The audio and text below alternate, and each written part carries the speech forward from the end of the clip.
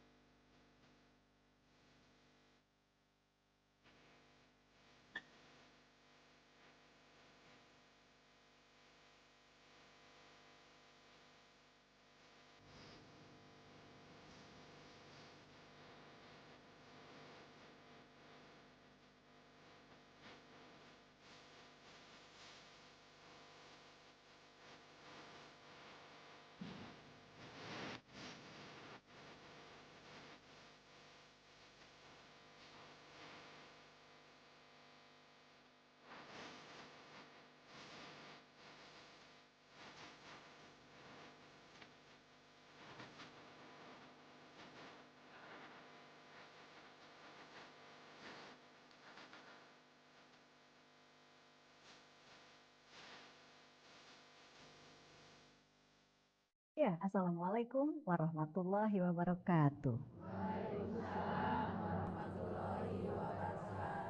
Pemirsa dimanapun Anda berada, senang sekali rasanya kami bisa hadir kembali menjumpai Anda di kesempatan hari ini, hari Jumat seperti biasa ya. Kita akan sama-sama sampai menjelang jam 5 sore tentunya di Cahaya Kolbu. Puji dan syukur tentunya senantiasa kita sampaikan, kita panjatkan kehadirat Allah Subhanahu wa taala. Begitu banyak nikmat yang sudah kita dapatkan, tidak bisa dihitung satu persatu. Wah, luar biasa makanya ya. Yang jelas mudah-mudahan Anda semuanya juga hari ini dalam keadaan prima, dalam keadaan sehat, dan insya Allah kita akan sama-sama bertolabul ilmi ya. Ibu, apa kabarnya Ibu? Baik, alhamdulillah ya Bu ya. Wah, seperti biasa juga pemirsa, saya ditemani oleh ada dua majelis taklim bersama kami di studio. Nanti kita akan kenalan ya. Tapi sebelumnya hari ini kita akan membahas mengenai pilar-pilar kekuatan umat. Ini dia nih, Bu. Apa kira-kira ya? Cing Bu, kita naon Bu? Oh, Ibu mah pilar cenah eta asa tihang di bumi gitu ya. Biar teu ambruk Bu. Tah nganggo tihang di bumi gitu ya Bu nya. Iya. Jadi hari ini kita akan membahas mengenai pilar-pilar kekuatan umat bersama Ustadz Suherman Edian Syah MAG. Assalamualaikum Ustadz. Waalaikumsalam. Bu, uninga ke anjeunna Bu?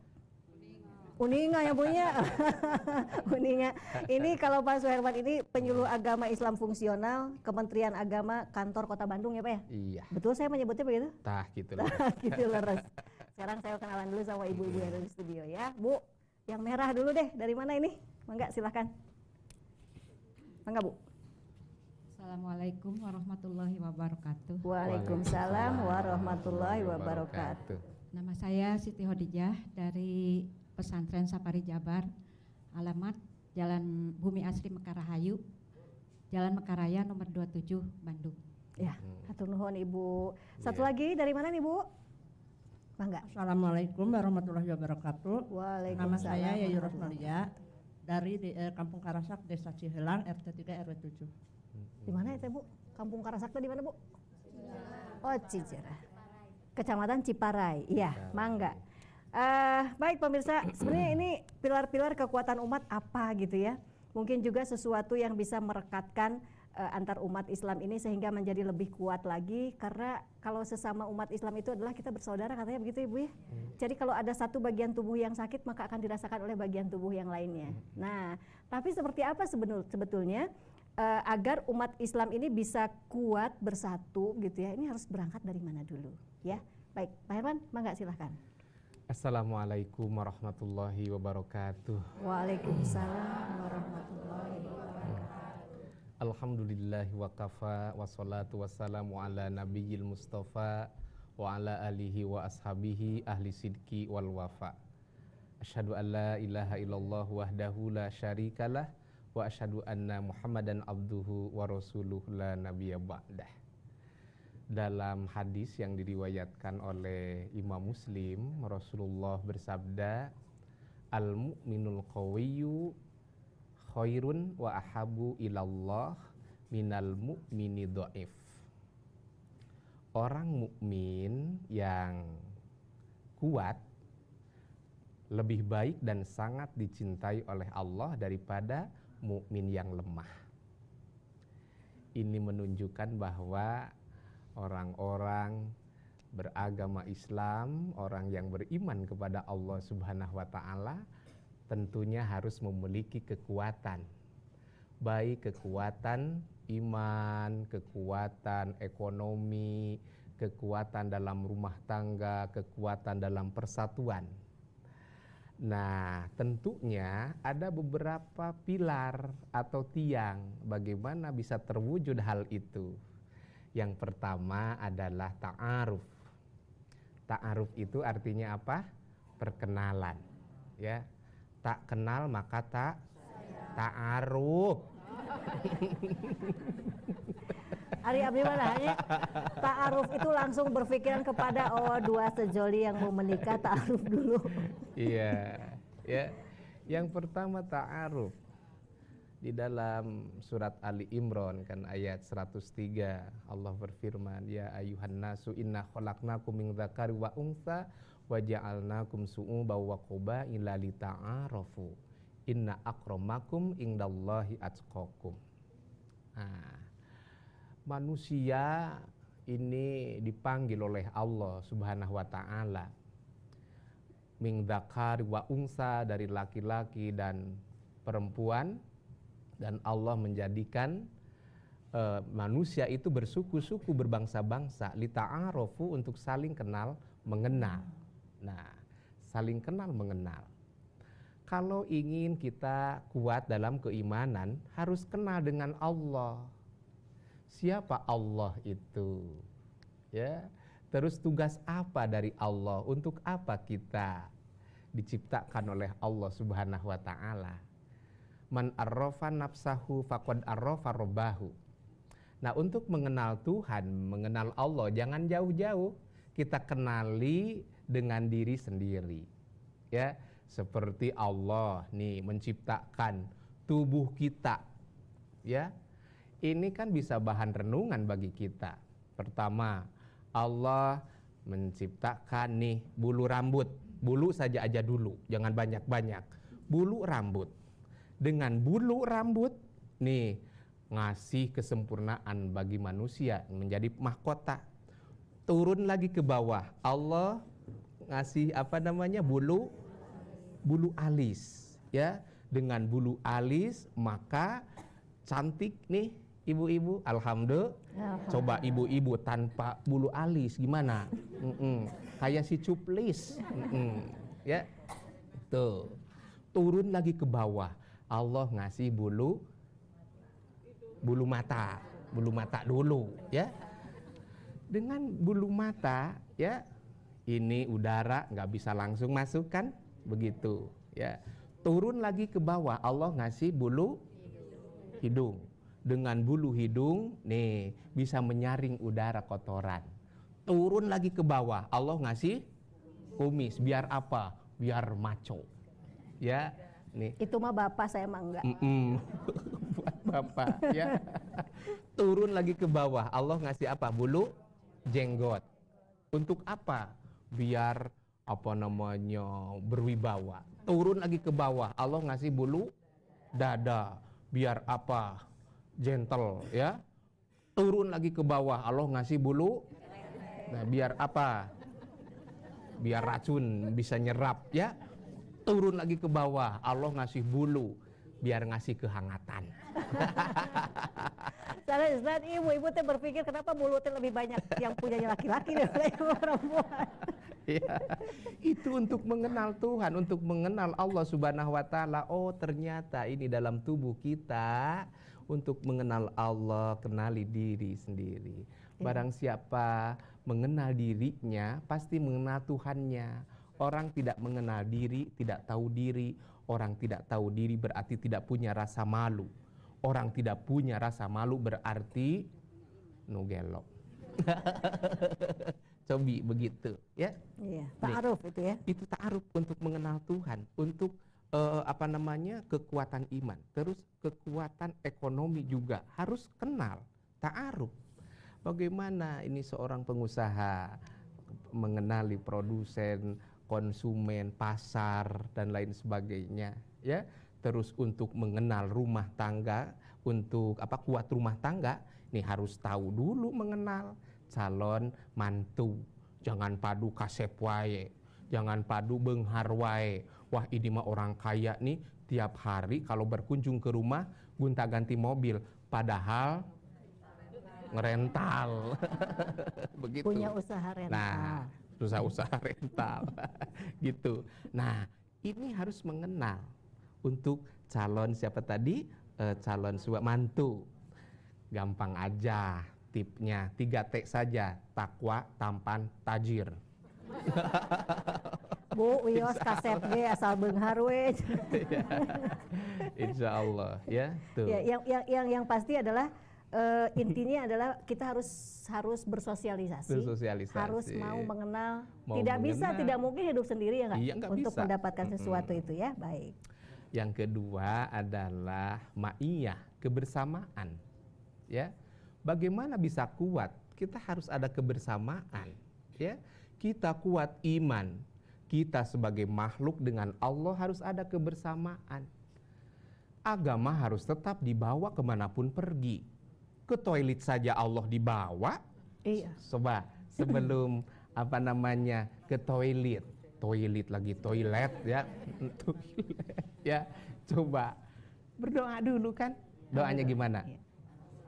Allahumma ini a'udzubika minal hubusi wal khaba'is. Ya, etikanya adalah langkahkan kaki kiri. Jangan lupa kaki kanan ketinggalan. Tuh. Tekeng yang dikantunkeun. Nah, iya. ini mengenal Allah. Jadi di mana saja, kapan saja harus bersama Allah.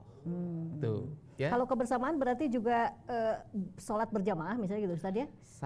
Itu satu cara juga untuk lebih merekatkan, menguatkan pilar-pilar umat ini berarti. Iya. contohnya lagi untuk kekuatan persatuan dengan sholat berjamaah, ya, dengan sholat apa? Berjamaah. Ini memberikan kekuatan. Coba Rasulullah Muhammad SAW itu program pertama hijrah dari Makkah ke Madinah itu adalah apa coba? Sholat berjamaah. Setelah membangun masjid, para sahabat itu dianjurkan untuk apa coba? Duhur di masjid berjamaah, asar di masjid, terus maghrib di masjid berjamaah, isya, subuh di masjid berjamaah. Kalau sudah berjamaah berarti kenal. Kalau sudah kenal tadi ada apa namanya? Ada kebersamaan. Ada kebersamaan ini, ada kebersamaan. Ingin kuat dalam rumah tangga harus ada kebersamaan suami dengan istri. Begitu. Ini mah istri mau ke sana, suami mau ke situ. Begitu. Bagaimana bisa klopnya kan harus begitu. Bahkan kalau ada dalam yang namanya rumah tangga itu kan ada lika-likunya ya. Misalnya apa coba? Biasanya yang suka cerewet itu laki-laki atau perempuan? Numawi dina bahasa Sunda aya repok ya. Yang satu rep, yang satu pok. Begitu ya. Misalnya suami, ibu teh kunaon atungan ngaji wae gawe teh gitu. Misalnya teh gitu.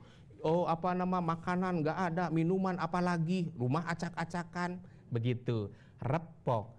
Muhun apana mamah anu salah, begitu. Nya nu mawi atuh tong ka mana-mana we. Muhun mamah anu salah. Nya atuh gawe teh eta we. Muhun mamah anu salah. Begitu. Tos reda bapak anu salah gitu. Baru. Ya, itu dalam rumah tangga. Ya. Terus apa yang ketiga adalah mahabbah, cinta. Bagaimana kita memberikan bisa kuat ya kalau nggak ada cinta ya. Contohnya ingin kuat nih dalam tubuh saja, fisik ingin kuat harus ada cinta. Misalnya apa? Aya anu dipikaresep dina katuangan leres gitu.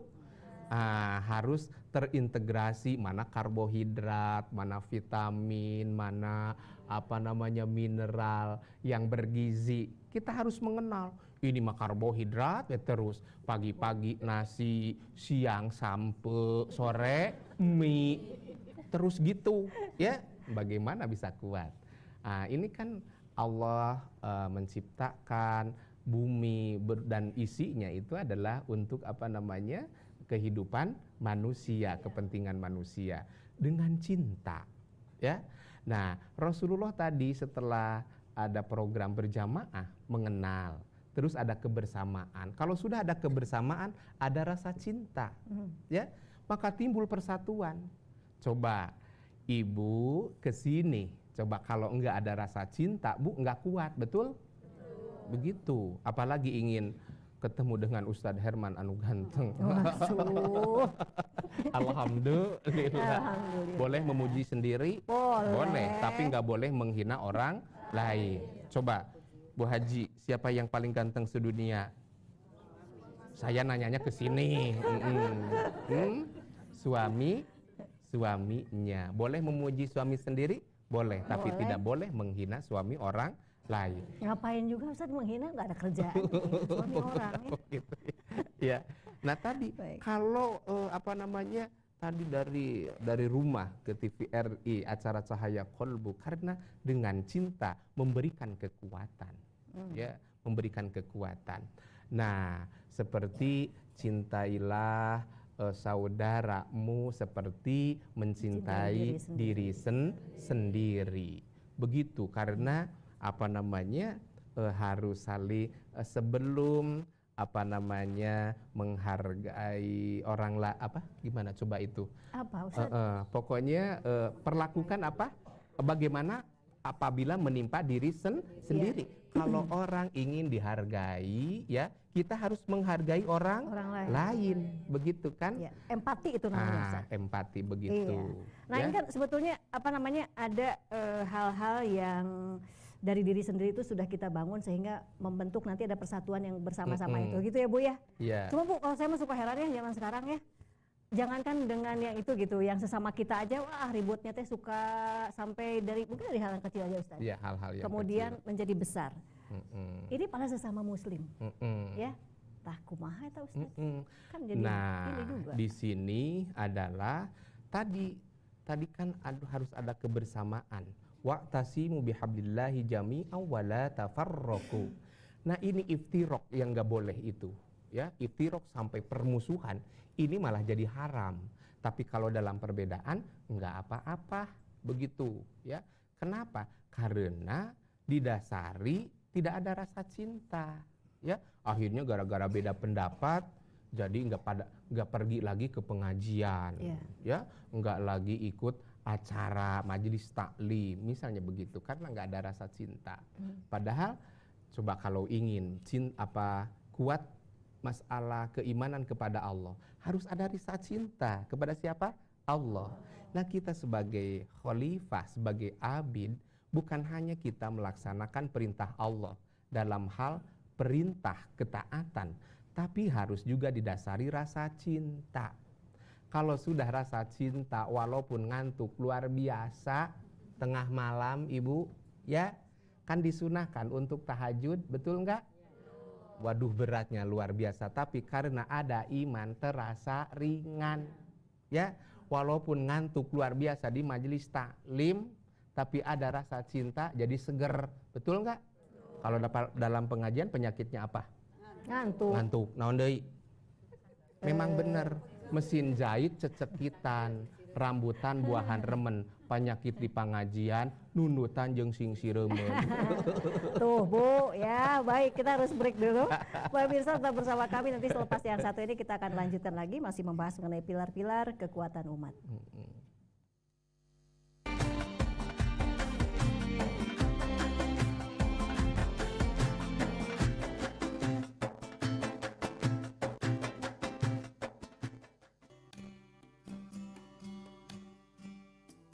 Mereka tidak tahu kalau masalah itu ada di lingkungan mereka sendiri.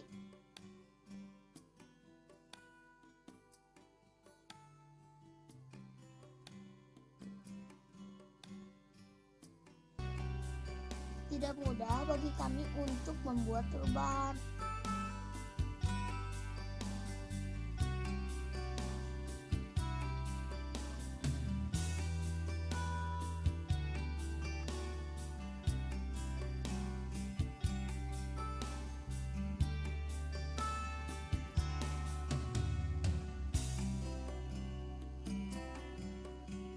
Langkah kecil kita bisa mewujudkan impian mereka, menyemai hijaunya kebun kota.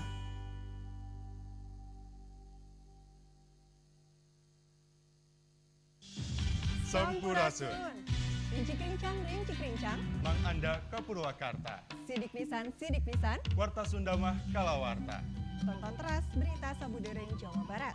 unggal dinten tabuh tilu sonten, kalawarta Ngabagi warta ka Balarea.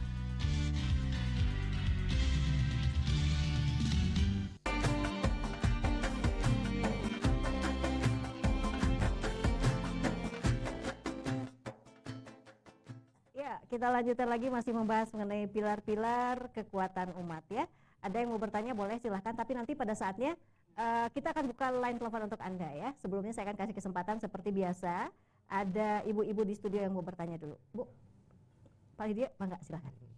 Assalamualaikum warahmatullahi wabarakatuh. Waalaikumsalam warahmatullahi Nama wabarakatuh. saya Yayu Rosmalia dari Majelis Taklim Nurul Iman Al Akram, RT 3 RW 7, Kampung Karasak, Desa Cihelang, Ciparai, Bandung.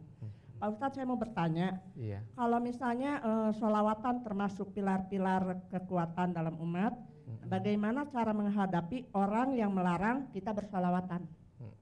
Assalamualaikum warahmatullahi wabarakatuh. Waalaikumsalam warahmatullahi Iya. wabarakatuh.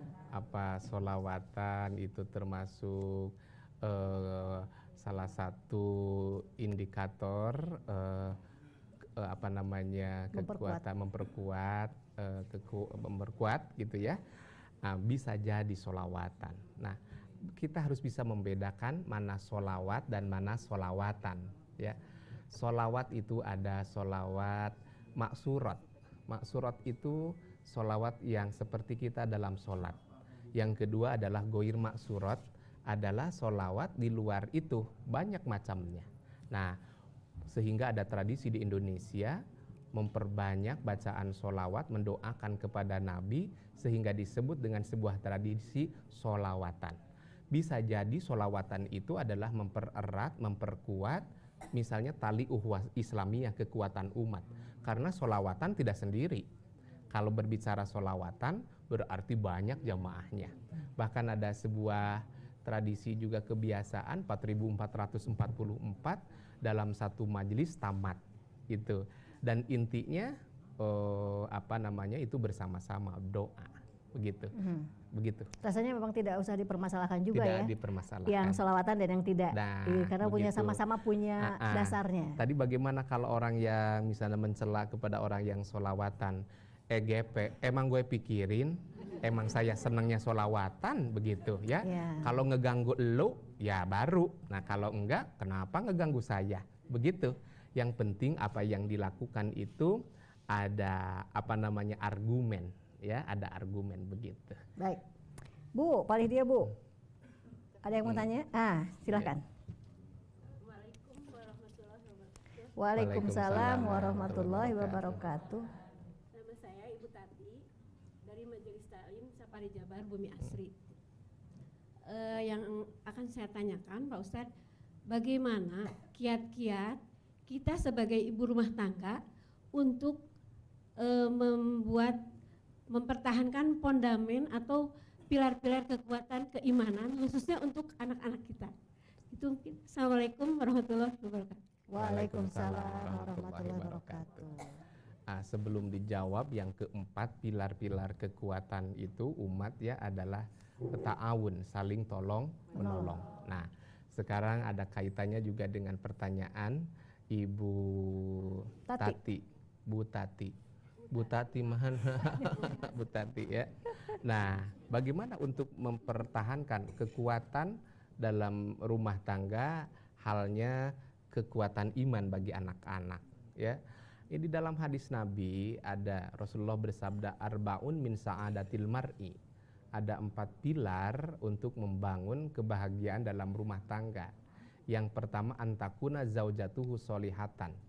Ya, yang pertama mempunyai pasangan yang soleh, suami yang soleh, istri yang solehah. Ya, terus yang kedua wa uladuhul abroro. Yang kedua adalah mempunyai anak yang soleh. Yang ketiga itu adalah terus wa khulatuhu solihin, bergaul dalam lingkungan yang soleh. Dan yang terakhir adalah warizkuhu fi biladihi, dan rezekinya di negeri sendiri, artinya mempunyai cinta kepada tanah air. Nah, berarti bagaimana untuk menumbuhkan anak yang beriman dalam rumah tangga itu adalah dengan jalan keteladanan orang tua. Itu yang sangat efektif. Sangat efektif. Dan yang saya rasakan, misalnya mengajak kepada anak apabila tidak dicontohin terlebih dahulu, rasanya malu sendiri. Sholat, orang tuanya nonton sinetron terus. Nah, begitu ya, ngaji, tapi ibu bapaknya jarang ke majelis taklim ya. Itu diantaranya dengan keteladanan yang ngasih contoh, termasuk doa ya, doa Robbi habli minas solihin. Begitu. Baik ya. Ya, pemirsa yang mau bertanya boleh silahkan, kita buka line telepon untuk Anda 5406677 atau juga 022 5408877 ya. Tema kita hari ini adalah mengenai pilar-pilar kekuatan umat. Dan sebetulnya sangat berharap sekali kalau pertanyaan Anda juga bisa sesuai dengan tema yang kita bahas hari ini ya. Mangga silakan, saya tunggu teleponnya. Bu, wilayah Patarusan Sandai Bu. Pagi dia Bu. Ya, mangga. Mangga Bu, ayo. Bismillahirrahmanirrahim. Assalamualaikum warahmatullahi wabarakatuh. Waalaikumsalam warahmatullahi wabarakatuh. Tadi Pak Ustadz perkenalkan, nama saya Ibu Tata dari Majelis Taklim Sapari Jabar Bumi Asri Kopo. Yang akan saya tanyakan, di sana ada kan pilar-pilar mengenai keimanan ya Pak ya? Kekuatan umat. apakah kita termasuk tidak ini kalau majlis taklim itu termasuk kebersamaan tidak? Baik. Ya, atur nuhun Ibu Tata. Itu saja Pak. Wassalamualaikum warahmatullahi wabarakatuh. Waalaikumsalam warahmatullahi wabarakatuh. Ini bagus pertanyaannya ya. Apakah ini majlis taklim apakah merupakan salah satu indikator pilar kekuatan umat? Betul. Ya, tadi kan dengan ta'aruf dalam berjamaah seperti ini bersama-sama ta'aruf, terus ada kerjasama, terus ada rasa cinta. Kalau sudah ada rasa cinta, ada tolong menolong. Itu dalam majlis taklim itu bukan hanya kegiatan agama, tapi ada kegiatan sosialnya juga. Ya, coba ada tolong menolong.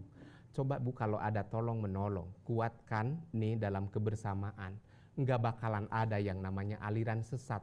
Karena salah satu aliran sesat itu timbul karena masalah ekonomi. Bisa jadi itu gara-gara ada yang menyuplai dana, misalnya nih untuk modal saya kasih dana, tapi kamu harus ikut aliran ini, padahal sesat. Tapi kalau majlis taklimnya bisa menolong, oh nggak bakalan pergi ke aliran yang lain, ya nggak kepada aliran yang sesat gitu. Ya, melaksanakan ajaran agama yang sudah ada saja barangkali masih belum sempurna. Ya, begitu. Betul. Pasti akan ada saling mengingatkan ya. Baik, ada telepon dulu. Halo, Assalamualaikum. Salam. Ibu, dengan siapa? Iya, dengan hamba Allah di Bandung. Oh, mangga Bu, silahkan. Ini untuk mohon maaf sama sekali pada semua majelis taklim pada umumnya. Masalah penyakit masyarakat untuk ibu-ibu kita kan untuk menjaga silaturahim apabila diundang salah satu punya hajat. Yang paling utama itu di masalah kita udah disedekahkan misalnya di masalah makanan terutama ya mungkin ibu-ibu bukannya kita seudon untuk membawa tas yang paling besar-besar itu udah dikasih haknya 1 kotak ambil beberapa yang belum haknya gitu. Nah Bu, inilah yang paling disorot untuk kita sebagai saudara seiman, semuslim, malu rasanya untuk berpenyakit ini teh kita teh sedikit demi sedikit hindari gitu untuk misalnya oh ingat buat yang di rumah, buat anak saya, buat suami saya, misalnya buat ibu saya, itulah yang menjadi hak-hak yang belum terpenuhi diambil sama ibu-ibu. Nah itulah yang mohon maaf sekali untuk bisa lah untuk membatasi gitu Bu. Iya. Mungkin Mangga gitu Ibu. aja ya, Mangga atur nuhun Bu. Iya. Makasih. Iya. Assalamualaikum. Waalaikumsalam warahmatullahi wabarakatuh. Anda suka beberengkes? Kalau pulang Anda suka beberengkes Ustaz? Gitu ya. Jadi berkat ya begitu. Nah, siapa yang merasa coba di sini ada? Ya kadang-kadang sih. Ya, di sini memang citra majelis taklim kita harus jaga betul ya. Diperbaiki ya. Udah dipersilahkan, udah siap-siap, ada bawa kresek, udah kresek gede lagi begitu ya. Ya. Harus melihat kondisi dan situasi dalam acara apa misalnya ya begitu. Akhirnya ada ibu-ibu yang nggak kebagian segala kan begitu. Ini untuk si bapak, nah untuk si ini apa dan lain sebagainya. Tapi kalau beda dengan acara misalnya ada acara apa ya momen misalnya 17-an. Bisa 17-an atau persahabatan ya misalnya ada acara botram atau apa ya itu kan sengaja ada pribumi yang nyediain itu apa namanya plastik. Duh meni asa dibela gitu. Ada.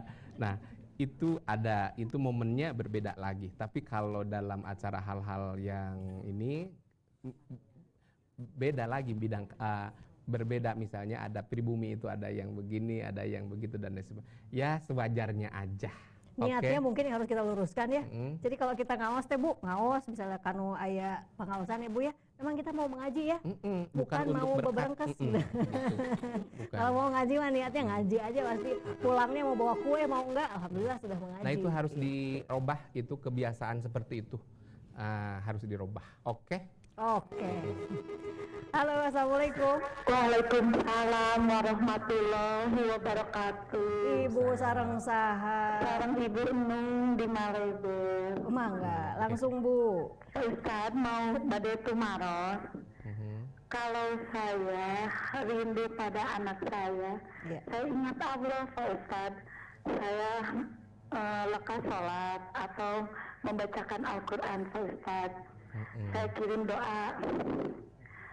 Yang saya mau tanyakan Pak Ustadz, apakah saya tidak mendoakan Allah Pak Ustadz, ingat dulu anak, tapi lekas gitu, ingat Allah gitu, mengadu atau mengirimkan doa, bahkan 3:30 sedang tidur lelap pun saya bangun untuk tahajud walaupun 2 rakaat saya doakan gitu. Begitu Pak Ustadz. Assalamualaikum warahmatullahi wabarakatuh. Waalaikumsalam warahmatullahi wabarakatuh. Anaknya masih ada ini? Ada mudah-mudahan gitu ya. Nah, ini merupakan salah satu upaya untuk menguatkan ketahanan keimanan kepada Allah dalam keluarga. Ya. Terus ada kebersamaan. Siapa? Orang tua. Ya. Orang tua berarti itu salah satu bukan mengenyampingkan perintah Allah, ya, misalnya ingat kepada anak, ya, selain kita perhatian juga mendoakan, dan salah satu itu bentuk perhatian. Maka ada doa dalam Al-Quran itu adalah Robbi habli minas solihin. Bahkan apabila jauh misalnya ya kerinduan kita kepada anak, terus ada kita ingin anak soleh begitu, pandang ya wajahnya dengan kita baca doa Robbi habli minas solihin, begitu. Ya, kasih ibu memang sepanjang masa ya Bu ya, tidak pernah berharap kembali katanya gitu. Ada lagunya juga kayak gitu ya. Baik, yang mau tanya lagi silahkan, teleponnya 5406677 atau juga 02254088877. Terus enu ngaceng di dia. Bu, mangga Bu.